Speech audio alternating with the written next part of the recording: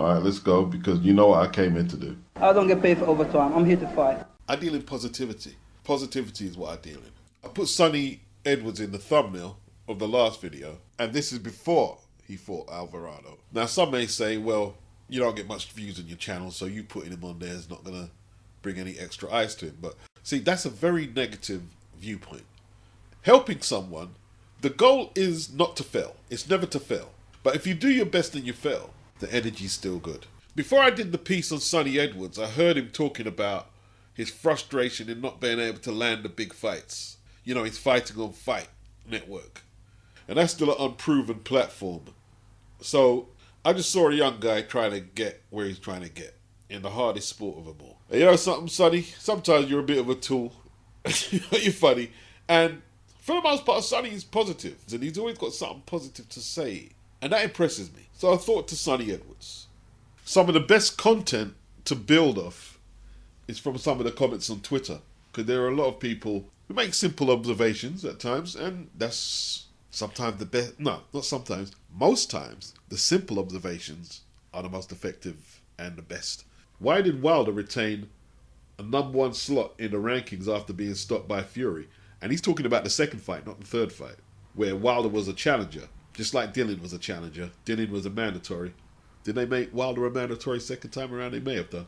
Why did Wilder retain a #1 slot in the rankings after being stopped by Fury, whereas White dropped to rank #7? And here's the thing. Wilder's lost 2 on the bounce to Fury, yeah? February 2020. Wilder loses to Tyson Fury, loses his WBC belt. The third fight is in October 2021. Wilder was still ranked from February 2020 when he lost to Fury, all the way up to October 2021 when he lost again to Fury, and he was still ranked #1. 2 losses on the bounce, his ranking didn't drop. DILLIAN loses once, his first title shot he loses, and crashes down to 7 in the rankings. All I can say, are you Deontay Wilder or KRS-One? Because even if you lose, I'm still #1.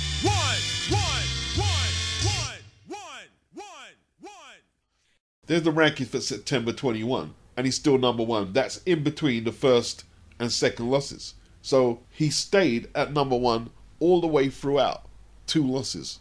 There's the rankings for January 2022, after he lost the second time, still #1. So I've done all the research, that can't be disputed. It's corruption. Al Heyman corruption. Jose Sullivan corruption. Now let me start with my good brother, 68 Scrapbook Boxing. I just want to take his position on the whole True Geordie Tyson Furies. True Geordie thought he could do this passive aggressive, oh yeah, you're the greatest, Tyson, you're the greatest. But at the same time be hard as well. And he found out that don't work with Tyson Fury. Yeah? You either give him 100% praise or forget about it. There's no, oh, I think you're one of the greatest ever. You're great, you're brilliant, you're this, you're that. But I'm still going to be hard at the same time. No. You have to take a position.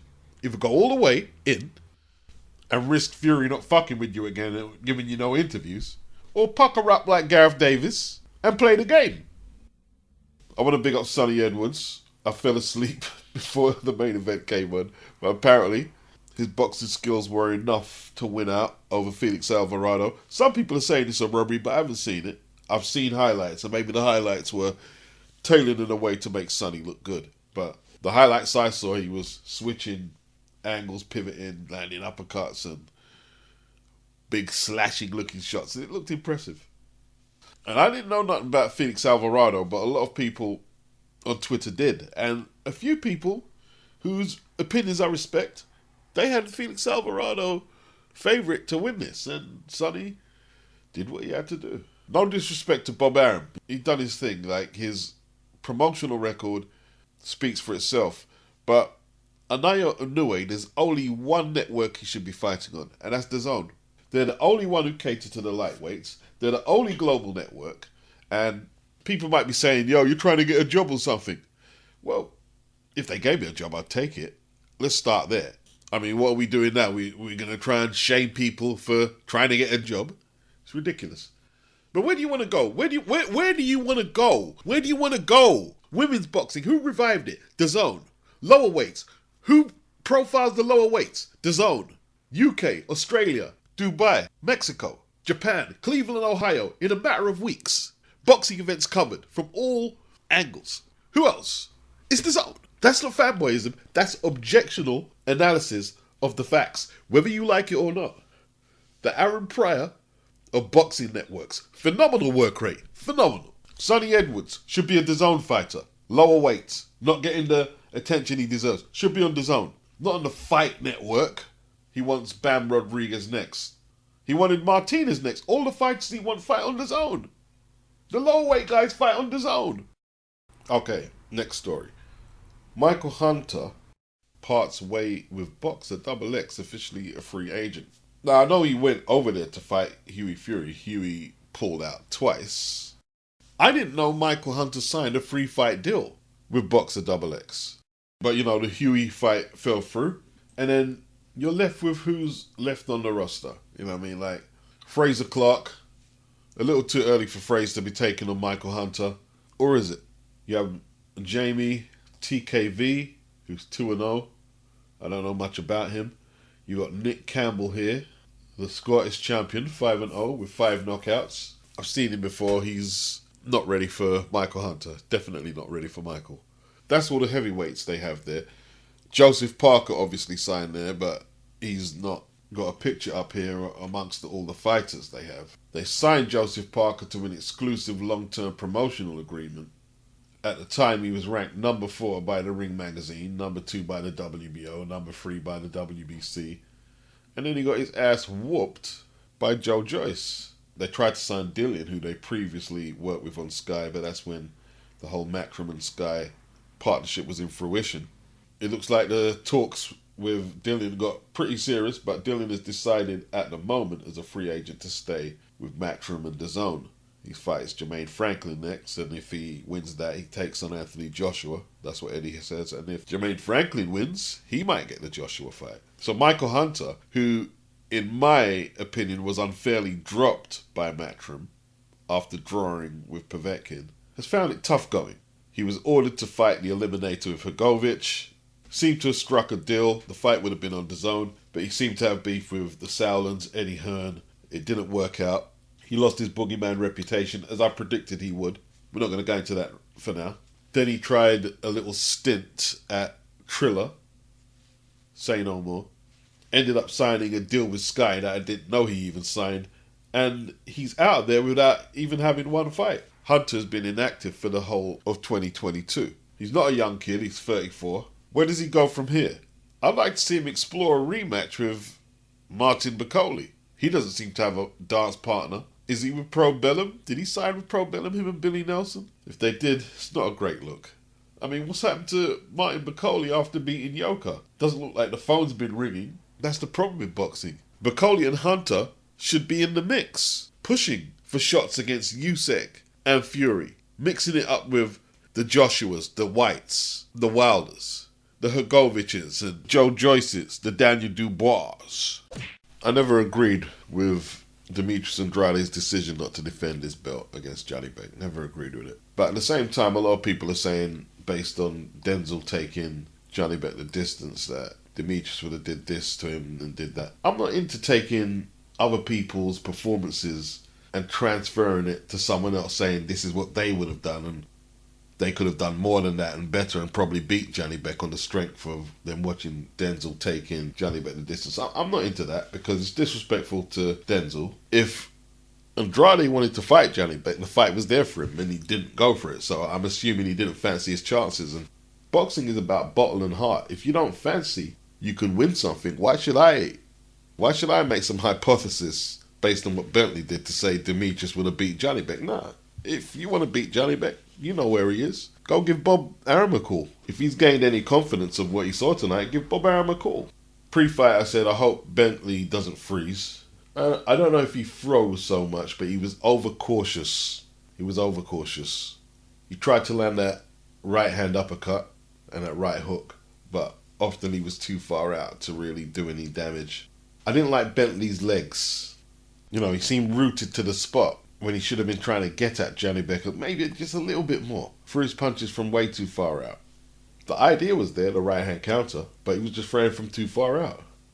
Right-hand counter against the southpaw, yeah, the idea was there. Janibek landed some good jabs. There was a left hook that sent Bentley into the ropes and straight lefts to the body. Did his thing, first 3 rounds. And you can just look at the legs. Sometimes you can just watch the legs, even more than the punches. When Janibek was coming forward, you could see the urgency in his foot placement to come forward and establish control of range. They're preaching patience in the corner of Bentley. Which is understandable. They wanted to be patient and work their way into the fight, yes. But we'll get back to that. People often talk about taking away someone's jab, taking away their right hand, or in Janibek's case, his left. Well, what about taking away their feint? Because Janibek relies on that feint heavily. You've got to take that away from him. The feint relies on somebody who's rooted to the canvas, waiting, anticipating when the punches are going to be thrown so they can block and cover up. But if you're not there because you're using your legs, or if you're all up in his chest, well, you take the feint away, don't you? You got to take the feint away, and Bentley didn't do that early. But this is a learning experience. Pat down his lead hand when he's threatening to jab or feinting to jab. Pat it down. Punch through the feint. Don't bite. Punch through it. That's what Darren Barker did well against Sergio Martinez in the early rounds, but he couldn't maintain it. They probably looked at the Felix Cash fight and said, yeah, this guy will crumble as soon as Janibek gets his combinations going, but he was never on the floor against Cash. He was stopped on his feet. Twice British champion. He doesn't have a bad chin. It was more his defense that was getting him in trouble. Janibek was letting his hands go in the 4th, but Bentley coped with the power, covered up well, and took what shots he had to take. He took them. I could tell he worked on his defense because he was riding a lot of punches a lot better than I anticipated. They focused a lot on defense because of the reputation of Janibek. But Janibek isn't a one-punch knockout artist or anything like that. He's a good boxer. He's a decent boxer. He's busy. But they needed to focus on the offense as well as the defense. Find out if Janibek reacts good to pressure or if he can take a good shot. But they didn't gamble. I wouldn't even say it's gamble. It's prep. It's prep work. It's not a gamble. It's prep. You've got to come prepared. Yeah, we've got something for you. Janibek was always trying to dominate with that lead right foot. I was listening to the Undefeated podcast. Big up them guys. And Travis made the observation that he was doing similar to Bivol with the right foot, putting it on Bentley's lead left foot to restrict his movement, and if not, stamping on his foot, push his foot in front of Bentley's foot, bullying him, kind of pushing him out of position.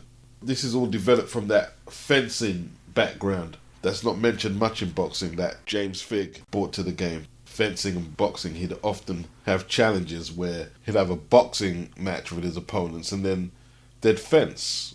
Maybe not necessarily in that order, it could be fencing then boxing, but it was a dual challenge. And the Soviet Union, you can see the fencing influence in their boxing over the years, or sword fighting, if you like. Now, if you are a friend of Denzel Bentley or a fan and you think I've been too critical, take it easy. I want Denzel to win so badly. Now I'm nitpicking. Denzel fought the fight of his career against a highly touted opponent who was supposed to knock him out. Denzel employed the right tactics, him and his team, being cautious. You don't want to spend all that training camp working so hard and then get blown out in a couple of rounds. So I get the strategy. In the 4th, Denzel was attempting to push Janibek back. By the 5th, Denzel is landing right hands down the pipe, uppercuts, jabs, and his footwork, when circling, looks more energetic. And I'll give him the 5th round. I'll give him the 5th. Looked very good. At the end of the 5th, Bentley's trainer said he doesn't like it on the back foot. That's not entirely true. He boxes pretty well on the back foot. Now, if he's forced on the back foot rather than him moving voluntarily on the back foot, that could be different. Now, obviously, Janibek would like to just control the ring center without no resistance from Bentley at all, of course. But Bentley's coach now is trying to motivate him to actually win the fight, not just survive, because ALIMKHANULY is human just like Bentley is. It's time to go for it. And now, Bentley is holding ring center with Janibek, and these rounds are very interesting. Both men landing good shots in the exchanges. And at the end of the 6th round, Bentley's trainer was telling Denzel not to give him that space. And Denzel looked okay coming forward. Trading with Janibek ring center. He didn't look out of place. He was holding his own. Good left hook from Janibek in the 7th. Bentley felt it. Great right uppercut from Bentley in the 8th. 9th. He's holding his own. Looking good. Bentley started a little late. And that's what lost him the fight. He said he was disappointed post-fight, but, yo, you did your thing, Denzel. Well, I'm sure not all people in wheelchairs are nice people, but we don't want to be insensitive to those unfortunate enough who has to use one. But boxers from Battersea don't do wheelchairs, Mr. Janibek. Big up Denzel. Is Janibek overrated? Well, not by himself so much, but there is that faction of Eastern European boxing fans and media who do overhype fighters from Eastern Europe a little prematurely. Remember he had the Zabransky white murderers row thing a few years back, and then he got cleaned out by Sullivan Barrera. He'll be in some good fights, I guarantee that, and it could work in Bob Arum's favour and perhaps Janibek's favour, that performance, because from being this so-called boogeyman, which was a little premature, let's keep it real, they're going to be queuing up for this guy now. He'll be getting called out a lot more for anyone wanting to take the WBO strap. Everybody's ducking Janibek, but let's look at the last fight against Denzel Bentley. You fought maybe our 3rd or 4th best middleweight in the country. Why didn't you fight Felix Cash, who beat Denzel? I mean, I forgot about Felix. There he is there. I'm assuming after he saw Janibek and Bentley. Here he is saying, I just need an opportunity. I'll show who's the man at 160. Why didn't you fight him?